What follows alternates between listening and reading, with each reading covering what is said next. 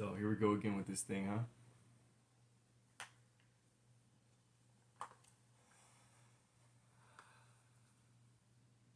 We live in a simulation, right? Okay. I'm not disagreeing, but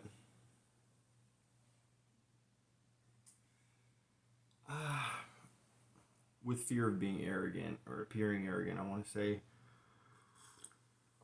years ago, before I started reading a Bible, I used to think, this is what I used to think.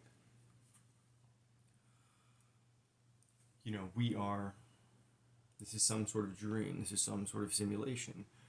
I mean, upon understanding things like, morphic resonance and the orchestrative objective reductive theory of consciousness and figuring out things like what Donald Hoffman is trying to tell us, and then reading things like the raw material, you come to a point where you're like seeking Christ consciousness, if you will. But again, why do we call it that? Why can't we talk about this level of perfection without removing Christ from it? Why is Messiah always the center of it? Now hear me out. So consciousness creates reality. This place isn't real. Your bodily vessel is not real. I mean, if you want to get scientific about it, let's just look at the standard model of physics. You're made up out of particles swimming around in a magnetic field. You're not real. You're literally a construct. You thinking that you're real is as dumb as a computer thinking that it's real. Sure, it's not fake, but its existence, its essence, is something a little bit beyond silicon and gold, is it not? You're something beyond, carbon, hydrogen, oxygen, nitrogen linked together with some fluoride swimming in it. Okay? So, you are a living organic consciousness vessel through which God is able to, you are the aperture through which God is able to experience his own consciousness. Sure, there's 8 billion of us. There's all these different things going on. Seems pretty simple to me. You can't manifest your own reality because you gotta share it with 8 billion other versions of you. It all fits. But now I want to throw a wrench in your understanding like that. Because you don't live in a world where everything's peaceful and everything's kumbaya, hakuna matata, we're all holding hands and things are gravy. Everything gravy and biscuits, y'all know. That's not the world that you and I live in, okay? We live in a world that is controlled by the Illuminati, whether you want to accept it or not. That is what's going on. That is what's going on. Let's provide a little more backstory about that just in case you need it. The Rothschilds, the supposed reptilians that are in control of everything, their name isn't Rothschild. Their name is Bauer. They are the Bauer family. They get the name Rothschild because they used to paint a Star of David with blood above the front door of their house. Rothschild is Germanic for red shield. They are the Rothschilds, the Rothschilds. No, it's a fake name. Okay, they're the Bauer family. Point is, you may not know your history.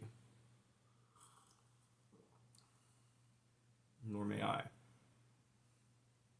So,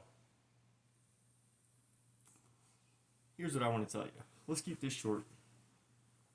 All that stuff's great. We can go down a bunch of tangents with it, but here's the message that I really want to put down on this one. You consider all that, and now maybe you've started to hear about this mud flood, mud fossil stuff. Okay, I'll assume you're at that point. Now check this out. Imagine an Osmosis Jones scenario. There's a bunch of, the YouTube channel Seeker has a video titled something like, "Your textbooks are wrong, this is what cellular life really looks like." And in that video, you see cells swimming around and eating things, and it's almost as if they don't exist until they consume food. Well, think about Spirited Away, Pan's Labyrinth, and all of this lore we have about crossing over into other realms, and you're only a visitor there until you absorb nutrients from that realm, okay? So every time, work with me here, it's a thought experiment, okay? But if those cells are abstract and ethereal in nature until they absorb a pathogen or whatever that's inside your bloodstream, well, every time we've taken any sort of cellular organism and put it on a slide and stained it with a pH stain, we've forced it to become part of this labyrinth or whatever, this realm. So we actually have not been observing life in its objective state.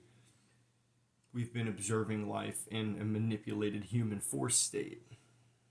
We've taken things that are spiritual in nature and forced them to be part of this physical reality.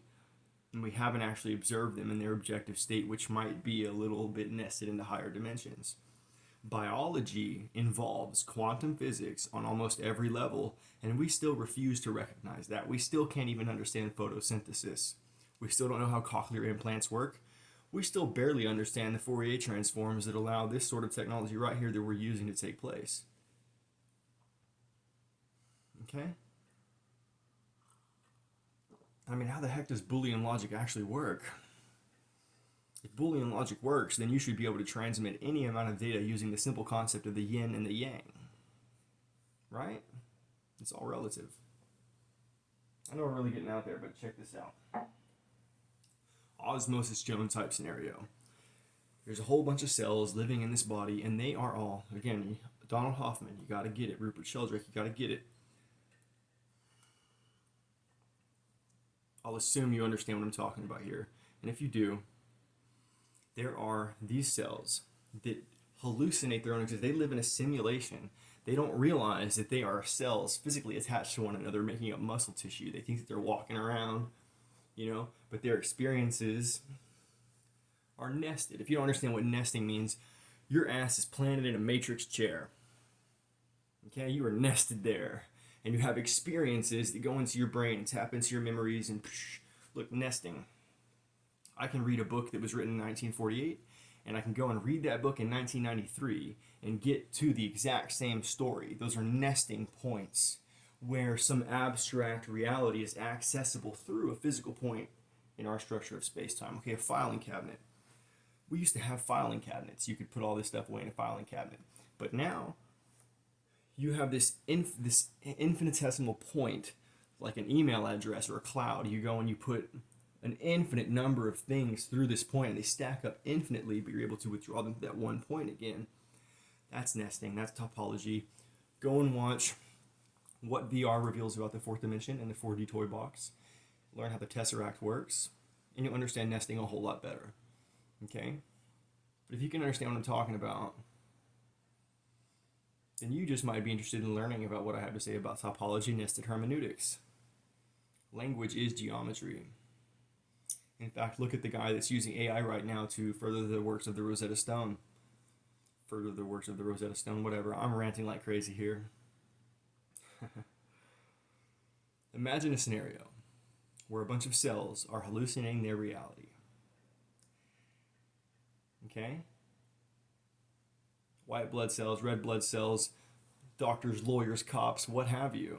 Okay, it's all a hallucination. It's all a simulation. In this scenario, some guy comes down, a sperm cell, and this sperm cell says, I was sent from the Father. I'm here, that I am the body of Christ. Come with me, follow me, and you will be a part of this new body of Christ. Don't stay with this old world that you know, because this world is corrupt, dying, rotten, sick, and it's going to be destroyed. It's going to die, and it's going to be cremated.